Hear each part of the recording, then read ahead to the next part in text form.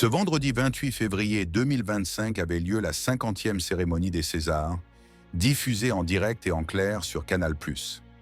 Alors que la soirée continuait tranquillement son cours, Josiane Balasco et Thierry Lhermitte ont rendu un bel hommage à Michel Blanc, mort en octobre 2024. Le 3 octobre 2024, le cinéma français perdait l'une de ses figures les plus emblématiques avec la disparition soudaine à 72 ans de Michel Blanc, des suites d'un malaise cardiaque survenu lors d'un examen médical à l'hôpital Saint-Antoine, à Paris.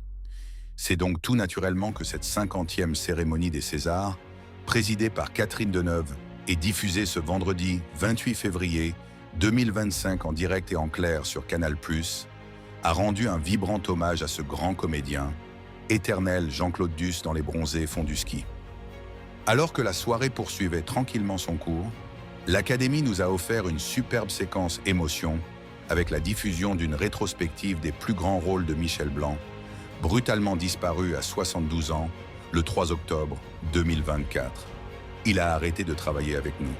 Le premier et il est parti. Le premier, je l'ai connu à 14-15 ans. Mais moi je crois que j'ai commencé à vivre quand j'ai rencontré Gérard, Christian et Michel. Donc je peux dire que je l'ai connu toute ma vie, déclare de son côté Thierry Lhermitte, la voix tremblante. Mais trêve de larmes, ce dernier a ensuite voulu redonner le sourire à l'Assemblée en vantant la personnalité comique de son ami Michel. C'était un grand auteur et un philosophe qui aimait les paradoxes. Il aimait dire « je suis chauve et pourtant j'ai une queue de cheval, qui suis-je » Une blague qui a visiblement fait mouche à Laurent Lafitte, en plein fou rire à l'écran. On a beaucoup ri ensemble avec Michel et je ne pensais pas qu'un jour il nous ferait pleurer. Alors ça, c'est salope, a conclu Josiane Balasco sous les applaudissements de l'Olympia.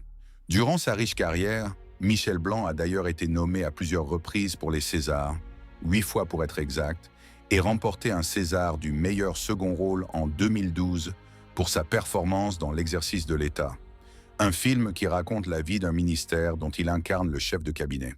Auparavant, le talent d'acteur du comédien avait déjà été loué par une autre prestigieuse cérémonie, ou plutôt un festival, celui de Cannes en 1986.